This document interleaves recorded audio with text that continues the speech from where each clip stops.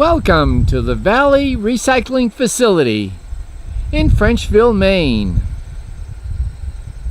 where today we are going to get a special tour of the facility as well as an explanation and talk on recycling.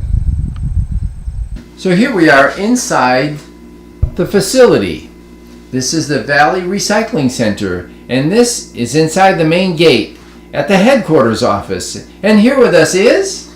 Hi, I'm Chuck Pelletier. I'm the supervisor here at Valley Recycling.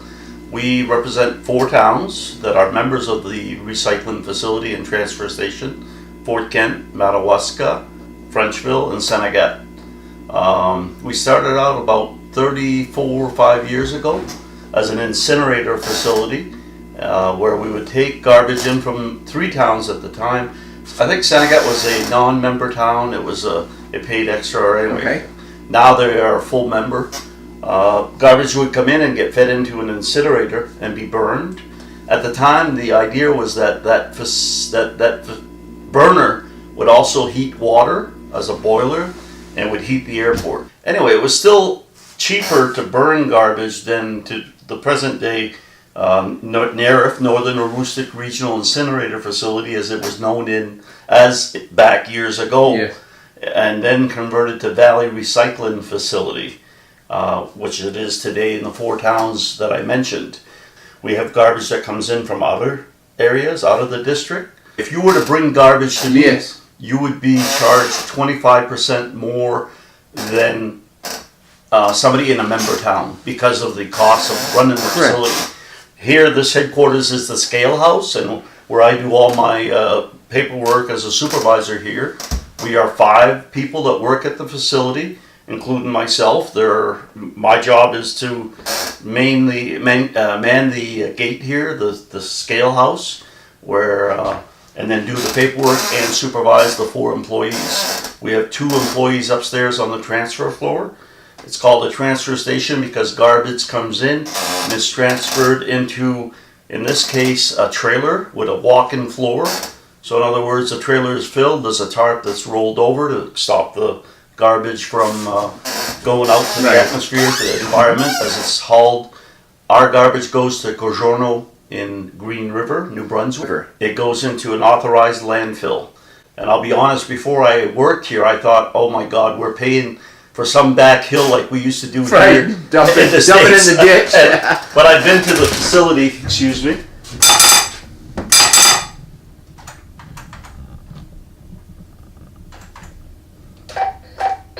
You're all set. Thank you, Gene. Thank you. Have a good weekend, John. You too, thanks. What we did is we weighed the garbage that this lady brought in. If she would have had recyclables, as you'll probably see in a little bit, we would have referred to where she's going to be dumping these recyclables. Today she has strictly garbage, so the garbage was weighed and is going to be charged to the appropriate community, in this case Madawaska. There's a number assigned to each individual. You have a number. Yep. All it does is starts a loop in the Interlogics or the scale system. So when you come in, you have your gross weight, and when you go out, that same number is put into the system, and that gives you your tare or your empty weight, and then the net weight that you dropped off here is figured out. Let's say you just moved into town in Frenchville. You'll come up here, you'll present your registration. Now sometimes that's They come here to the facility? Yes. They used to be able to get them in the town offices. Okay. But now they come here, they present, if it's a new registration, new person, they might not have a registration that's from Frenchville. So they'll bring in some proof of document, an electric bill from Frenchville, Okay. a telephone bill. So then we can proceed and give them a number, and that's just to prove what community they're from. The igloos, we have some set up in the 4 different towns. The member towns: Fort Kent, Frenchville, Madawaska, Senegat. Let's start with Fort Kent. In Fort Kent, we used to have one setup at the town office parking lot. Yes. And this spring, we moved that to the fire station in Fort Kent. If you take the road to the fire station and just go a little bit beyond the fire station, there's an area that's nicely set up with different igloos. What we're collecting there now there's an igloo or a container for tin cans. So in Fort Kent, you can drop your tin cans there. Does the paper have to be off the tin can? No. Does it have to be clean? Yes. There's We have the regular igloo to pick up the number two plastic? Number two plastic. We pick up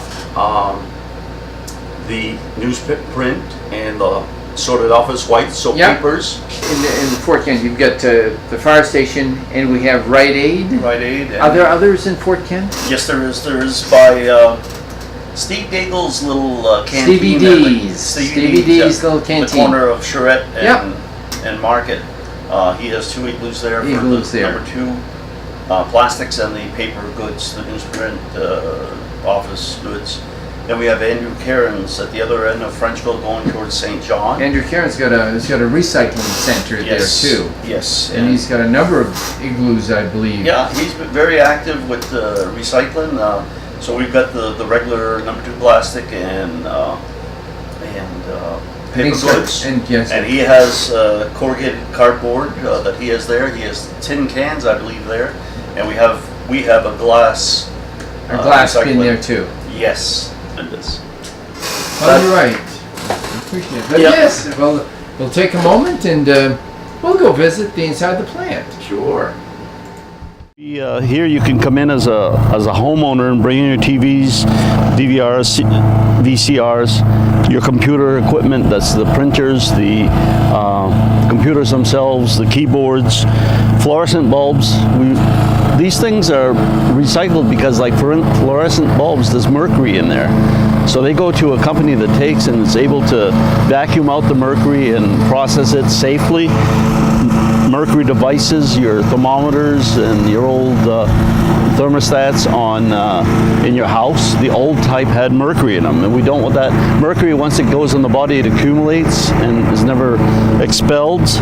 Batteries, your automotive batteries, your rechargeables, and your tires come here.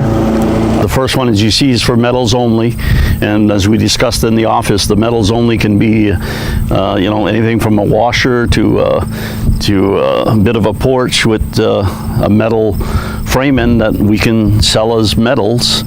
The center bin is clean wood only, and it says no painted, stained, or pressure-treated wood or formica or vinyl covered wood, because we're not allowed to burn that. Yes. And should we get caught burning it by DEP, we could lose our privilege to burn. And that would be very costly to the towns, because then that wood would all have to go into the landfill across in Canada. Then the next one, interestingly enough, is ashes only.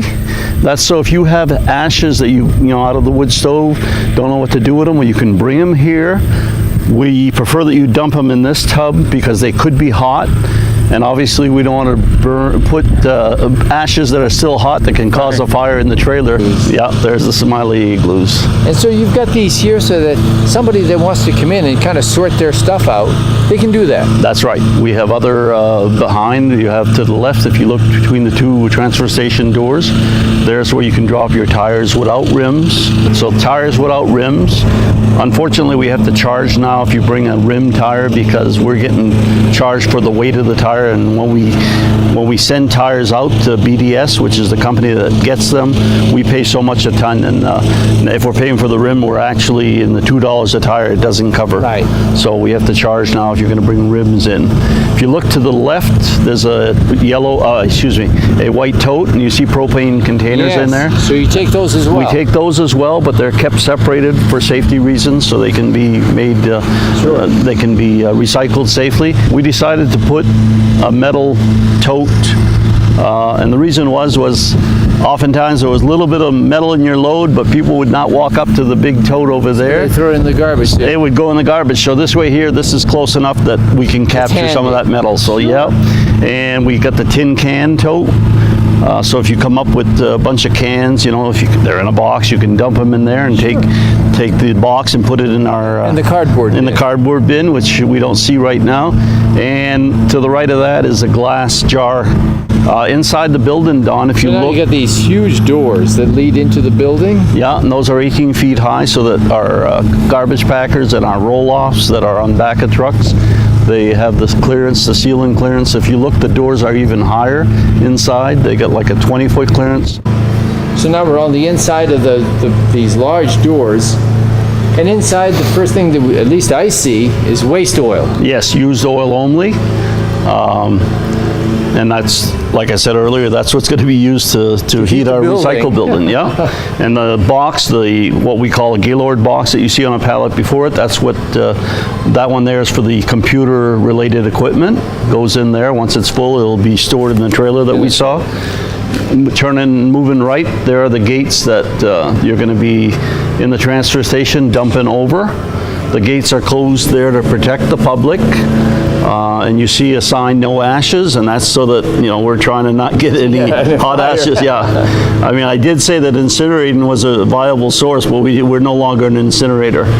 Now, when I look down in the pit, it looks like a pit, but it looks like also the top of a trailer, a tractor trailer. It is. It's an open top tractor trailer, and you see to the left, you see the canvas or the mesh that goes across the load once it's loaded. Once the truck is full, because this is just a trailer, Yes. then you hook onto a tractor and it drives away to Yeah, River. we actually set and take out the trailers with our own equipment here Okay. because that tractor, you know, a contractor couldn't be here all the time. It wouldn't be feasible. So we take and load the trailer, or take the loaded trailer carpet and put it in our lot and call them, and at their convenience they come up and haul it away. talked about all kinds of cardboard, and you've got a bin here that's full of Cardboard, and it's no harder than when you take it off your truck, rather than throw it over the gate, come over and throw it in our bin, and then we'll take it down to the recycling center.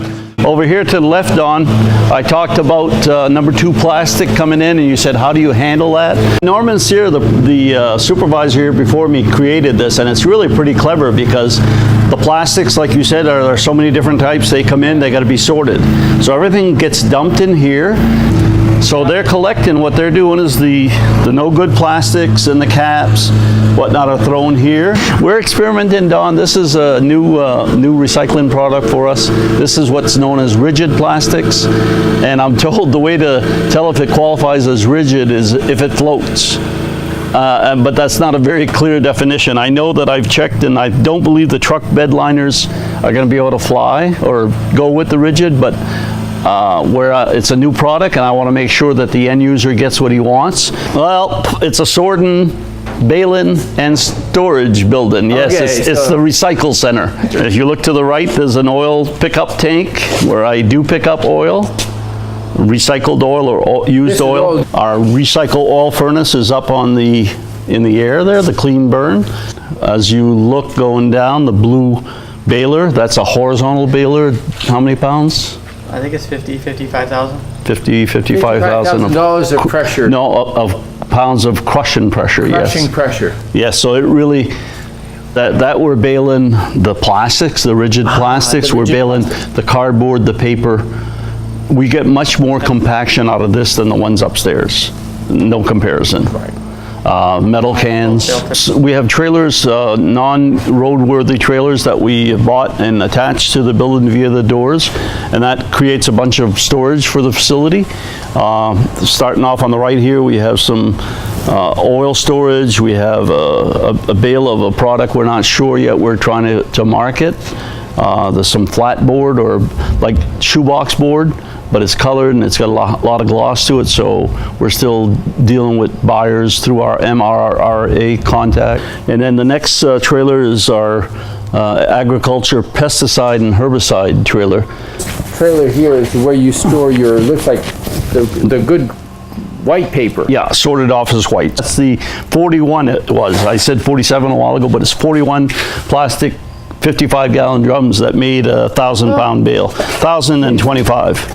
There's a bale that came from upstairs of the colored number 2 plastic, and further in the trailer is where we'll store the other bales of plastic. Sure.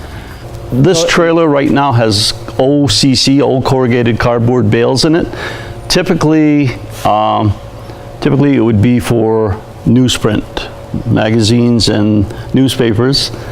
Looking behind you, there are how many bales and how many thousand pounds? There's 40 bales and it's 54,000 and change. 41 bales or 54,000 pounds of OCC bales ready to go. So All cardboard. all cardboard, yeah. And typically what we're trying to do when we get OCC, we're asking for corrugated cardboard. Between the outer and the inner layers is the little tunnels, that's what's corrugated cardboard. Our recycle truck comes in with the newspapers and magazines that is picked up in the igloos, either on site or through the various 4 towns. This is called dirty newspaper and magazine because it's going to be sorted. So that's why storage and recycling is very important. Dirty, cleaned, then baled. Where do you put the bales? They got to go somewhere. So put it back here, you can't put clean. So trailers, and then when you get a load, you get it out of here so you're ready for another product. Okay, we have on the left, as you look, that's the white goods or the metals. So you can see that there's anything and everything in that pile. You looking to the right, there's a pile of tires with rims. Yep. And we do not accept tires with rims anymore. We have a huge pile there, but it's I made a call over a month ago to get picked up, and they've just been backed up. But they called me yesterday, and they're going to be coming in Monday or Tuesday with 2 trucks. So we have at least 2 tractor trailer full of tires. Yes, that will be leaving the property. To the right is the old NARIF, Northern Aroostook Regional Incinerator Facility's old ash pile. The ash pile, this is it. Yeah, when we burn, well, you know, you burn in your stove and it's surprising how much ash you Yes, you develop. do. Well, we were burning trash for 3-4 towns, so you can imagine. So that's what the result is and that's a verified, that's a certified landfill. Last item, Don, that I forgot to mention that we do recycle is when you bring in your lawn clippings and your leaves in the fall and whatnot. Well, we have a compost site that we're at right now. We ask that you do not, you know, put branches, wood, and trash in there. And we're back at the start line. Yes, we are. And I really, first of all, I want to really thank you, not just for doing this video, but I think thank you for doing this whole recycling service to the people in the valley. From the traffic that's been in and out, and we saw a lot of them, and some of those will be on the video itself. This is a busy place, and a lot of material comes in here, different kinds of materials, and you do an excellent job at sorting them out and getting them ready for redistribution somewhere else. And so, Well, Don, I want to thank you because the word needs to get out. I mean, yes, we try, we do our best here, but we can do better. And the way we're going to do better is with the public. And if the public has the knowledge of what's going on and what we're looking for, then that helps tremendously in making that whole recycling happen, because the public is the ones that really are key to recycling, you know. And I say, you know, we've got to go into the school systems. Remember how you learned to wear a seatbelt? If you had a child and the child said, "How come you're not wearing a seatbelt?" and then you, out of guilt, just said, "I'll wear the seatbelt." So more work has to be done in getting the word out on recycling, and I want to thank you for the opportunity to talk to the people, and it benefits every taxpayer. All of us. Yes, all of us, you know, and the environment. So we do the best we can here, but we can always do better, and we appreciate your help to the public in helping us to do a better job and grow recycling. thank you very much, Chuck. You're I welcome. appreciate Thank you. it.